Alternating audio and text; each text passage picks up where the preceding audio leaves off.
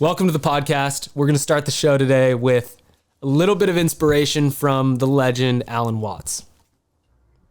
A person who thinks all the time has nothing to think about except thoughts. So he loses touch with reality and lives in a world of illusions. By thoughts, I mean specifically chatter in the skull, perpetual and compulsive repetition of words, of reckoning and calculating. I'm not saying that thinking is bad. Like everything else, it's useful in moderation. A good servant, but a bad master. And all so-called civilized peoples have increasingly become crazy and self-destructive because through excessive thinking they have lost touch with reality. That's to say, we confuse signs, words, numbers, symbols, and ideas with the real world. Most of us would have rather money than tangible wealth, and a great occasion is somehow spoiled for us unless photographed. And to read about it the next day in the newspaper is oddly more fun for us than the original event. This is a disaster. For as a result of confusing the real world of nature with mere signs, such as bank balances and contracts, we are destroying nature. We are so tied up in our minds that we've lost our senses. Time to wake up. What is reality? Obviously, no one can say, because it isn't words. It isn't material, that's just an idea. It isn't spiritual. That's also an idea, a symbol. Reality is this.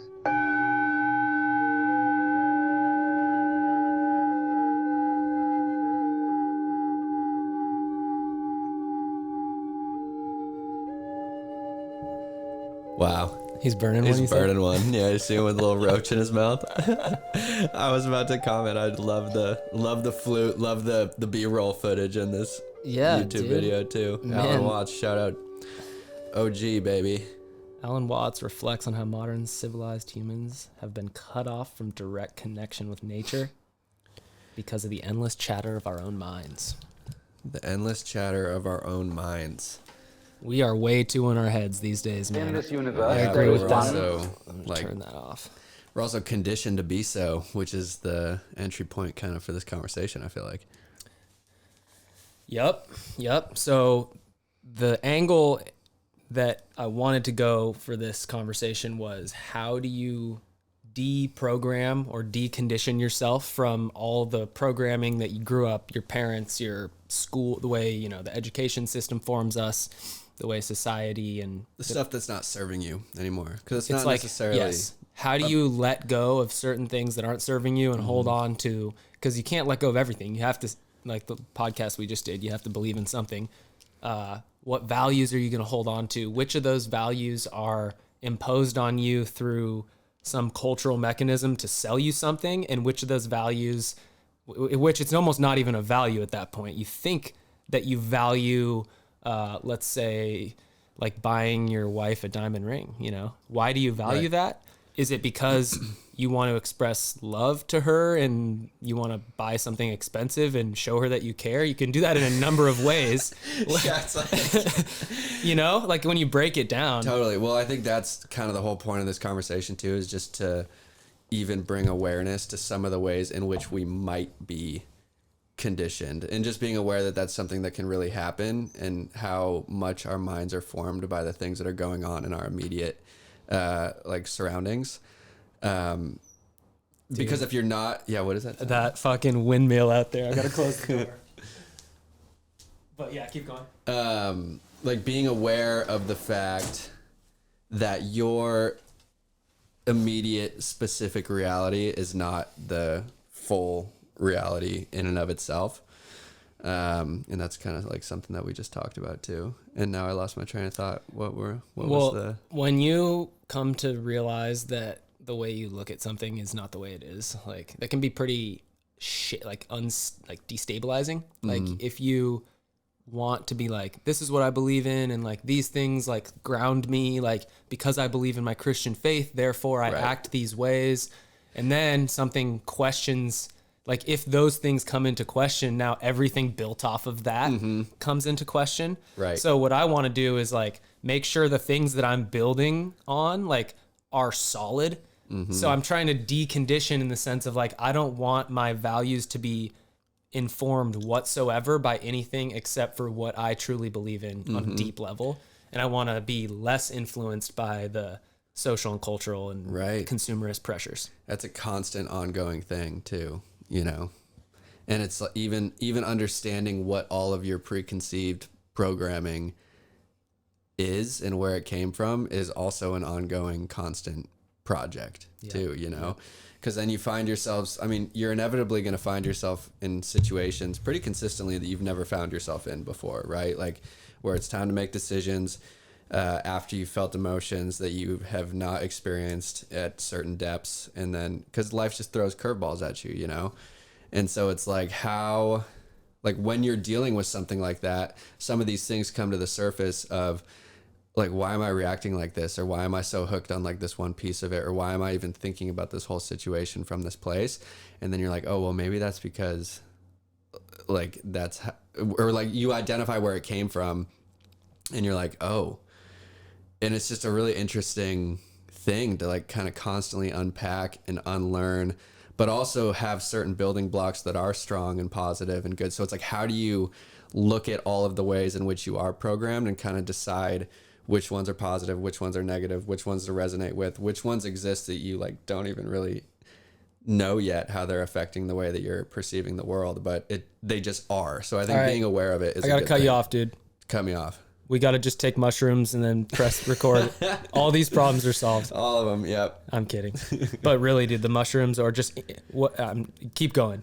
But did you have anything else there? No, that was basically the end of the thought. Literally, anyway. Man, everything you just said, like it comes down to reflecting, being intentional, creating the space, and being real with yourself, essentially. And psilocybin helps with that. You can do it without psilocybin. It hits you in the face for sure. Like psilocybin is the way to like hit you in the face with it. Whereas like you can definitely do it in your life without it. Yeah. But that was a joke. It didn't really go as well. I felt now like kind of an idiot for cutting you off like that. No, it was at the end anyway. But yeah, you're not wrong. I'm fired up. We took a little bit of psilocybin this morning, and I'm just feeling the flow. It feels good. So if you want, like, if you're able to get real with yourself and be like really self-critical and self-aware, which is so hard because like you don't know what you don't know. So like, it's like, how do you figure out that you have a blind spot if you can't see it? Well, and I think that's the piece where it's like, you have to be open to hearing it and like not be, and I work on this. I have to work on this because I've realized it multiple times in my life where some like soft point in your subconscious gets poked. Yeah. Gets triggered and you react defensively. Yep. And then you're like, wow, I can't accept real deep truths when other people are like pointing them out because it's like close yourself off. Yes. Yeah.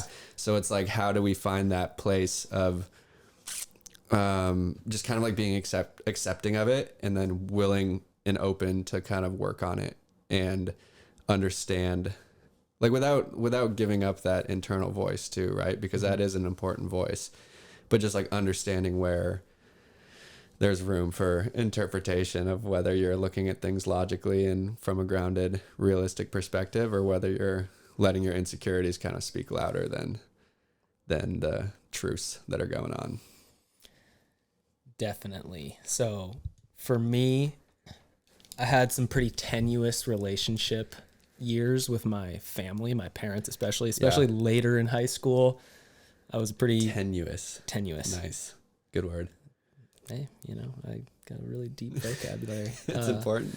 Anyways, yeah, the reason I bring that up is because still to this day, when I communicate to people, I find myself getting triggered emotionally at times because of the sheer number of hours of interactions that just led and escalated to like full on fighting and arguing.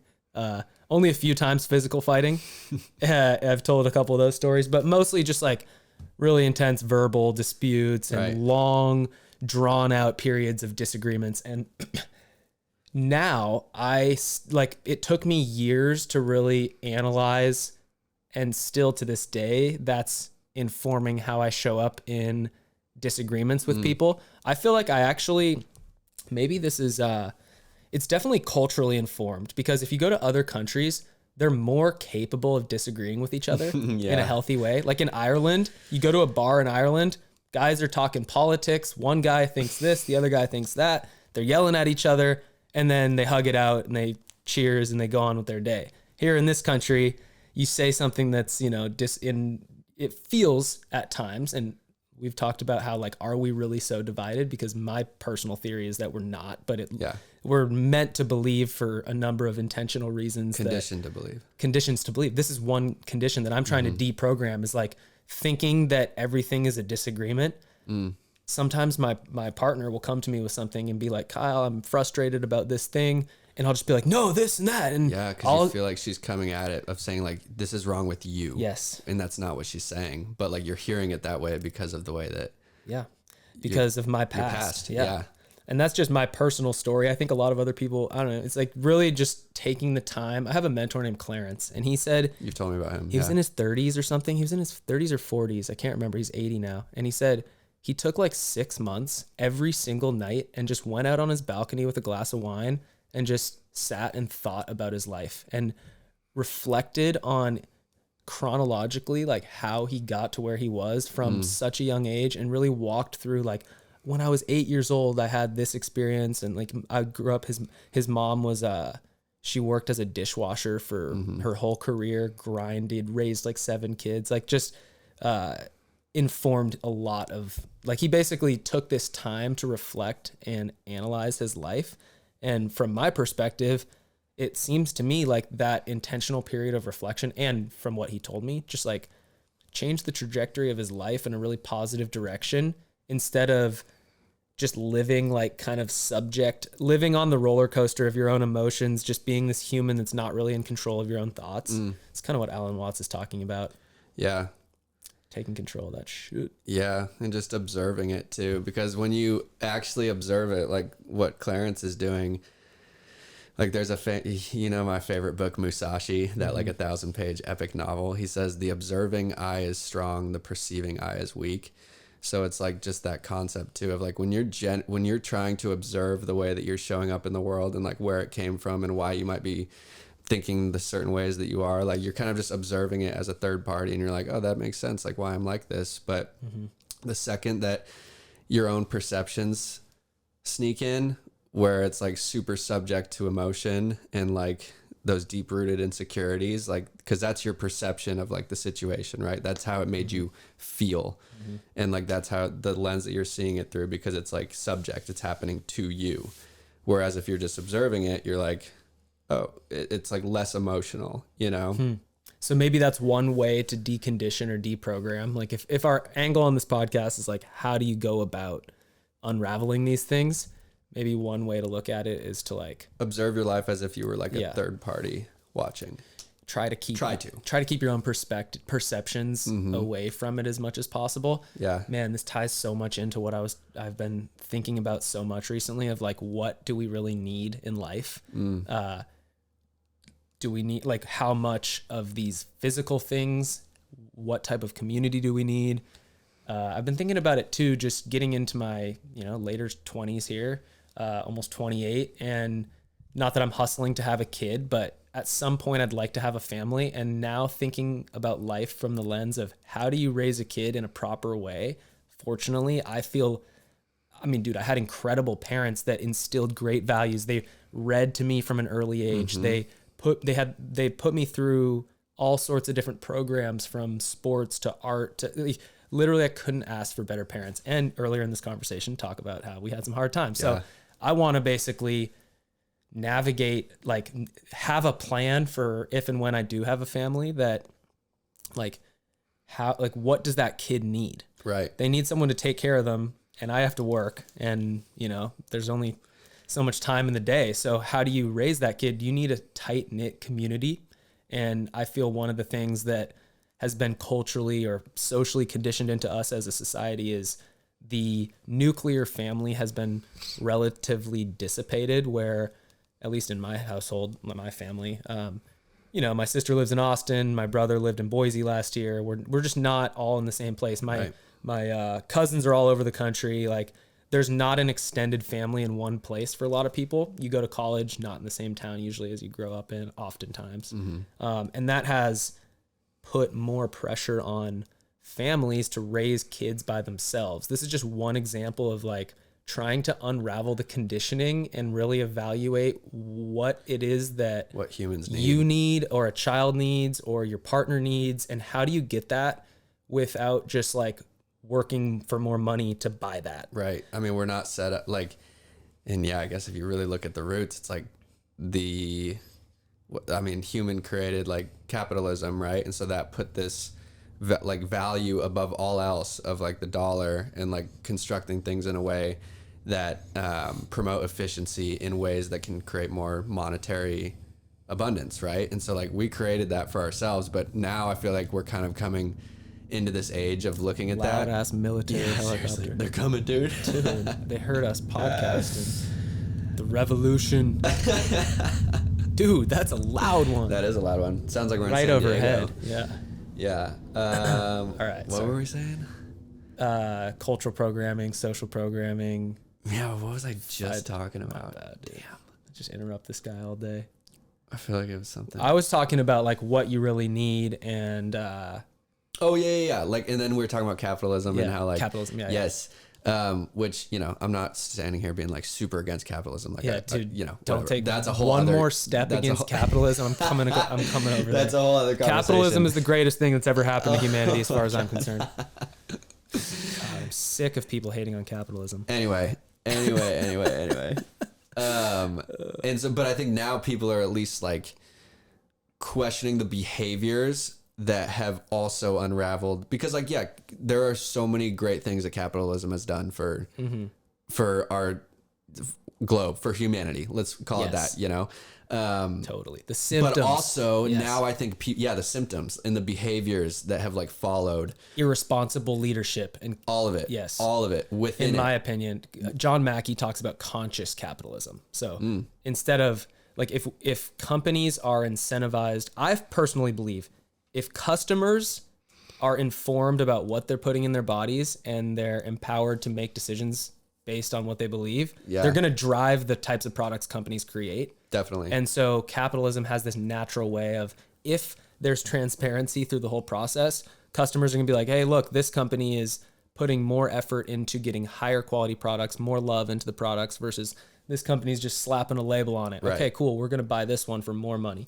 So I do believe in like the natural market, but to your point, like, well, right. And you need, there's like been some side effects of like, I wouldn't even say capitalism. It's more like the consumerism, it's the hyper consumerism of like, everything needs to grow at all times. I think it honestly boils down to the monetary system and the way that the Federal Reserve loans money to banks, essentially, and the way that banks loan money out to businesses and expect continual growth at all times. That's a huge, for sure. That's a really interesting perspective on it too, just in terms of the root cause of like the symptoms and the behaviors. But like, it's really interesting. But anyway, like, I feel like we've found ourselves in these patterns of life and in these conditioned, because like what came as a result of all of that? Well, then it's like, okay, well, we need, adults who can like work certain types of jobs. So then we need an education system that can kind of like mold brains in a certain type of way, and just like create, I mean, there's good things to it too, but like, it's all conditioning. So it's like, how can we be aware of those things in a way that lets us question the things that aren't working right now, but also keep in a space of like grace for things that have been built and constructed? Because I feel that way about like the way that we just had that conversation about capitalism. It's like all of these things, I don't believe that any of them came from like this place of like serious evil. It's just like people trying to create things and create structures around very important things and like societal needs, but it just like it gets out of hand. I mean, there's just so many, we're so much more expanded, but then we're also looking back to ways that we've gotten here, I guess. And so it's like this constant push and pull of like, yeah, there are some important structural things that have been built, but like we also need to be evolving along with them and not feeling like they can't be changed, because, and I think that's the issue too, is like, right, just because something's in place doesn't mean that that's the best way to look at things moving forward too, you know? And so like, how do we create that point of friction as less of a point of friction? Because like, that's the conversation that leads to growth, right? Is like being aware, having open eyes of what's going on in current reality, while also giving appreciation and holding space for like the structures that have been built, and like not attacking them because they're not keeping up with the progressive world, but instead being like, how can we integrate a forward thinking, evolutionary, progressive mindset into these structures that have gotten us this far? It's one of your best takes. I think, dude, like, how do we not shun the valuable history and knowledge that we've acquired in the past? How do you basically like take the values and lessons and knowledge and apply it to this world today that is like different, you know? Yeah. You have to, like, times have changed. Like, and they will keep changing. Yeah. Slavery is a great example. Like, if you were anti-slavery in 1820, like it's like different thing than being anti-slavery in 2022. Who's pro-slavery in 2022? You know what I'm saying? Like, it's a lot easier to look back at those. We've talked about this, like looking back at history through the lens of today. Mm-hmm. And so bringing this idea into like, how do we as individuals determine our values, dude? This is kind of why I think like deconditioning to me leads to saying like, this is what I believe in. Yeah. After you like rip away all the like pressure to like think that you need to act this way. And dude, it's a lifelong process. Like, I don't think many people are able to fully decondition. This might be just like monks or they like can't, because they're in it. Like, society is set up to make sure that you have to be in it, because you got to make money, you got to pay rent, you have bills, you have taxes, you have all of it. Like, and you have to play the game. And so, and it takes a lot of privilege, a lot of like also like hard work and like dedication to mind expansion and like taking extra time to like learn and read and think. Like, it actually takes time and it takes effort and it takes, I mean, mostly time, and a lot of people don't have that, you know? So it's like, it's tough. But then when you start to see it, you're like, oh shit.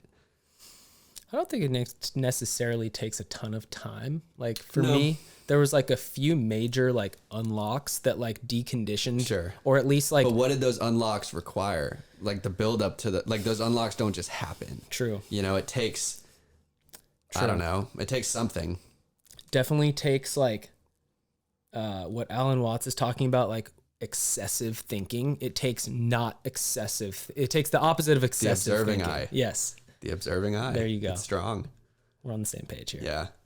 Yeah. So deconditioning, man. I think we got a couple more minutes here. Is there anything else we can do to try and evaluate where in the like where we're not aligned now? Like deconditioning the current stories we're telling ourselves? I think it's even just because like we look back at the past and we're like, oh, those are ancient structures. Like, we can do things so much better now. And like, so we have to leave a little bit of awareness for the fact that people in 100 years are going to be saying the same thing about us. So it's just like, how can we, like what you said, like break it down to the core bare bones of like, what are our values? What is the best way? What are our truths? What is this world that we're living in? Like, you know, it seems like human connection, love, like support, community, like purpose. It seems like those things all matter. And I feel like people are growing further away from the fact that like we're so separated, and that like, I feel like we're, you know, like, I mean, sure, foreign relations aren't the best everywhere, but I think globally we're becoming a lot more aware of the fact that like humanity is what's important, and everything else is just kind of like, I mean, whatever you want to call them, like tabloid newsy, like whatever. And a lot of it's real too, granted. But dude, a skeptical mindset came to me too. Like being a skeptic a little bit. You know how they say like in law, innocent until proven guilty? Yeah. Taking that same approach to like the stories that are being forced down our throat. Like, Totally. I'm not going to believe that story until you freaking prove it to me. Like if you think that I'm going to spend this much time and energy invested in that story, like I'm not going to do it until I'm... Especially if you have a burning thing in you that's like, I don't think that's right. Or like, it's not right to me, you know? Like, and that's important too. That's very important. So take kind of like a little more skeptic mentality on things. Take some time, give yourself the space to evaluate, try to get the ego out of it, which is easier said than done. You're doing these things, like you're moving in the right direction for sure. I think I mean, I think if you, but it's hard to do. Like, but I think if you can even bring awareness to it, like that's a very important step, and start questioning just kind of why you think about things the way that you do, you know, because you'll find a lot of answers, and you'll find a lot more peace too, because I don't know, when you simplify your life in that way, when you take that observing approach, it does become more simple. It does become more about those core values that you're talking about, like those deep beliefs, those deep truths that you like really feel, and everything else kind of just feels like fleeting nonsense, you know, like kind of what Alan Watts is talking about when he's saying the chatter of your mind, like those daily thoughts, those daily like tabloid news stories, those daily like points of friction, like it doesn't matter. Not letting the fact that we can't photograph it ruin the moment. That's such a great take. Like that. I don't know when that was filmed, but if he saw what's going on in 2022, dude, he'd be bummed. He'd make a whole video. He killed himself. Did he? That's how he died. Yeah.